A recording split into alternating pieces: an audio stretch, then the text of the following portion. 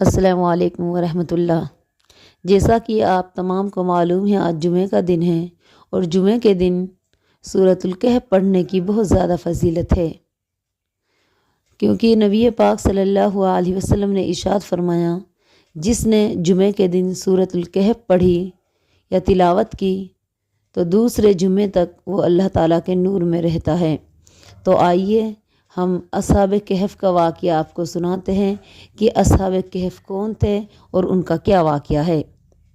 حضرت عیسیٰ علیہ السلام کے بعد اور ہمارے نبی پاک صلی اللہ علیہ وسلم کے دنیا میں تشریف لانے سے پہلے کا زمانہ تھا کہ ایک بادشاہ کافر تھا جو لوگوں سے زبردستی بتوں کی پوجا کراتا تھا۔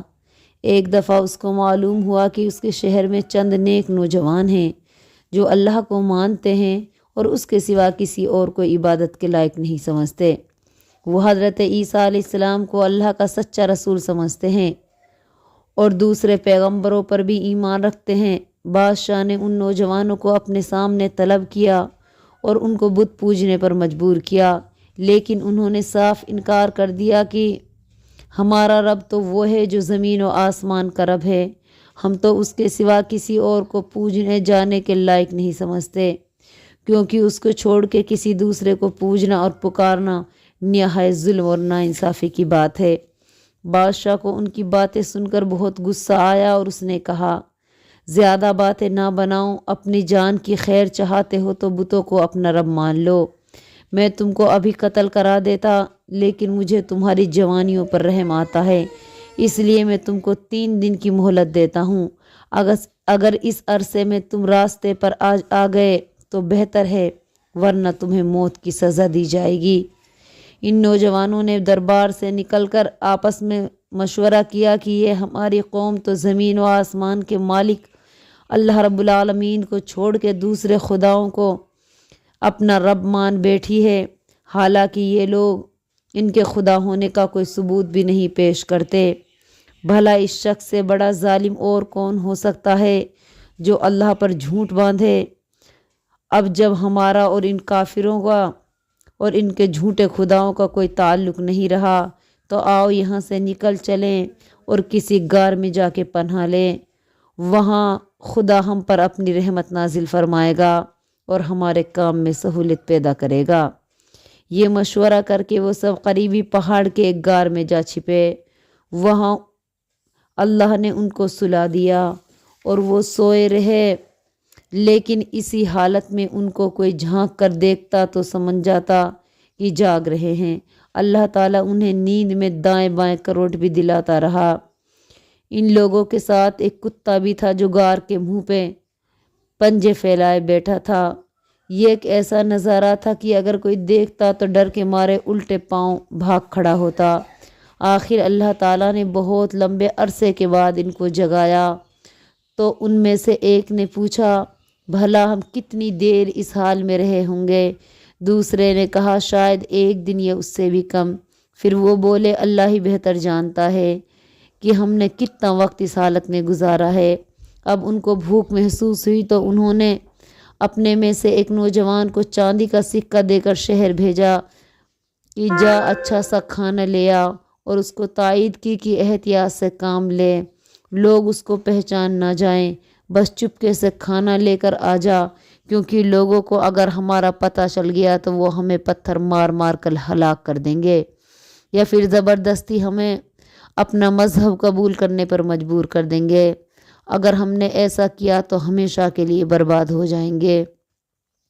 دوسری طرف وہ کافر بادشاہ جس کے ظلم سے بچنے کے لیے ان نوجوانوں نے غار میں پناہ لی تھی، اس کو اور اس کے زمانے کے لوگوں کو مرے ہوئے مدتوں گزر چکی تھی اور وہ زمانہ بالکل بدل چکا تھا۔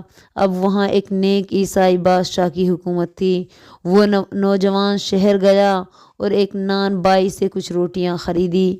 جب اس نے روٹیوں کی قیمت میں چاندی کا وہ سکہ دیا جو اپنے ساتھ لایا تھا تو دکاندار یہ سکہ دیکھ کر حیران رہ گیا، کیونکہ اس پر جس بادشاہ کی تصویر تھی وہ صدیوں پہلے گزرا تھا۔ دکاندار نے نوجوان سے پوچھا، یہ سکہ تمہیں کہاں سے ملا؟ نوجوان نے کہا، یہ میرا مال ہے، کہیں سے چرا کر نہیں لایا۔ اس پر دونوں میں جھگڑا ہونے لگا۔ جس کو سن کر بہت سے لوگ جمع ہو گئے۔ ہوتے ہوتے یہ خبر شہر کے کوتوال تک پہنچ گئی۔ کوتوال نے اس نوجوان سے کہا، معلوم ہوتا ہے تمہیں کہیں سے کوئی دبا ہوا خزانہ مل گیا ہے اور یہ سکہ تم اسی خزانے سے لائے ہو۔ تمہارے لیے بہتر یہی ہوگا کہ اس خزانے کا پتہ بتا دو۔ نوجوان نے جواب دیا، یہ میرا اپنا مال ہے، مجھے کسی کا کوئی خزانہ نہیں ملا ہے۔ کوتوال نے کہا، ہم تمہاری یہ بات نہیں مان سکتے کیونکہ یہ سکہ کئی سو سال پرانا ہے جو ہمارے بڑے بوڑھوں نے بھی کبھی نہیں دیکھا۔ آخر یہ تمہیں کہاں سے ہاتھ آیا؟ نوجوان کو جب معلوم ہوا کہ اس زمانے کا کافر بادشاہ کو مرے ہوئے کئی سو سال گزر چکے ہیں تو وہ اتنا حیران ہوا کہ منہ سے کوئی بات نہ نکلی۔ کچھ دیر کے بعد آہستہ سے بولا، ابھی کل ہی تو میں اور میرے کچھ ساتھی بادشاہ کے ظلم سے بچنے کے لیے شہر سے بھاگے تھے اور فلاں غار میں پناہ لی تھی۔ یہ بات سن کر کوتوال بھی حیران رہ گیا اور بہت سے لوگوں کو ساتھ لے کر اس نوجوان کے ہمراہ اس غار میں گیا جہاں اس نوجوان نے پناہ لی تھی۔ اس نوجوان کے ساتھیوں سے مل کے انہیں پورا یقین ہو گیا کہ یہ لوگ سکے کی تصویر والے بادشاہ کے زمانے کے لوگ ہیں۔ اس نے اپنے نیک بادشاہ کو اس کی خبر دی تو وہ بھی حیران ہوا اور ان نوجوانوں سے ملا اور ان سے دعا لی۔ پھر وہ سارے نوجوان یکایک غار میں واپس لوٹ گئے اور فوت ہو گئے۔ اس واقعے کو دیکھ کر سب لوگ پکار اٹھے، اللہ کا وعدہ سچا ہے، قیامت کی گھڑی بے شک آ کر رہے گی۔ قرآن پاک کی سورۃ الکہف میں غار میں سونے والے ان نوجوانوں کو اصحاب کہف غار والے کہہ کے پکارا گیا ہے۔ ان کی تعداد اور ان کے سوئے رہنے کی مدت کا صحیح علم صرف اللہ ہی کو ہے۔ تو اللہ تعالیٰ کی ذات بہت زیادہ بڑی ہے۔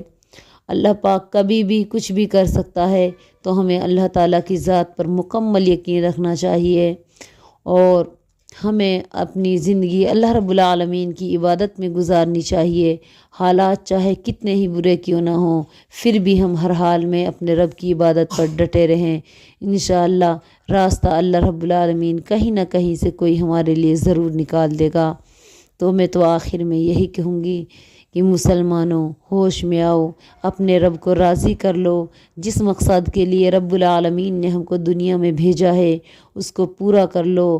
رب کا فرمان ہے کہ وَمَا خَلَقْتُ الْجِنَّ وَالْإِنسَ إِلَّا لِيَعْبُدُونِ، کہ انسان اور جنات اللہ رب العالمین نے اپنی عبادت کے لیے پیدا کیے ہیں۔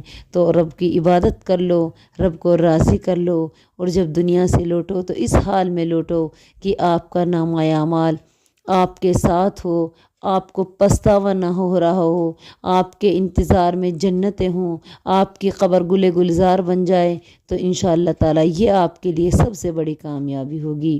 آمین۔ السلام علیکم ورحمۃ اللہ وبرکاتہ۔